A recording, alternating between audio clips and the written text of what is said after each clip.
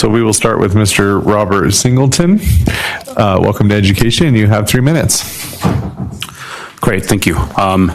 So just to be clear, while I'm here in opposition to the bill, it's more of an amendment, and I actually like a lot of what's going on in the legislation, so I want to put that out there first and foremost.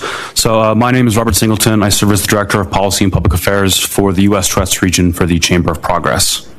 We are a tech industry trade association that believes in channeling the benefits of the innovation economy to support a progressive vision for the future.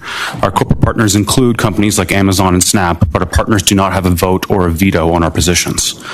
I'm testifying before you today in opposition to HB 1136 because some elements of the bill would impose unworkable changes to how critical online services work and are exceedingly vague in their definitions and would potentially undermine user privacy without actually advancing safety for Colorado youth online.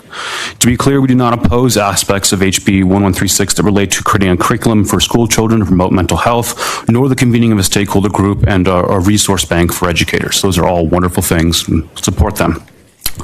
And that is actually a very noble and achievable goal in the context of modern K-12 education. It is very necessary. The problem really comes down to the technical feasibility as it relates to curating content specifically for users under the age of 18, as well as in the definition of social media.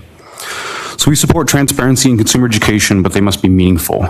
As drafted, HB 1136 construes social media to be very broad as to implicate many everyday online services. After all, many digital services allow for topical messaging and discussion, the public sharing of content, and marketplace activity. What's more, the concept of actively on a service is unspecified, so it is unclear how to account for a user who is logged in on a device on a tab but may not be actively utilizing a service or a web page. Additionally, how is a platform to determine the age of a user without actively collecting, processing, and storing an extensive amount of personally identifying information? This is our main concern here. Surely we don't want to follow suit with the invasive and unconstitutional censorship laws and age restrictions that have been acted in other hyper-conservative states, like Utah, for instance. Additionally, it's important to note that legislation as drafted requires that Hazley defines social media platforms must inform users of what data they show in these required pop-up messages. Frankly, the pop-up messages aren't that burdensome. As someone who has an older parent who uses a lot of social media, they could probably not be restricted to people under the age of 18 as well and probably be very helpful.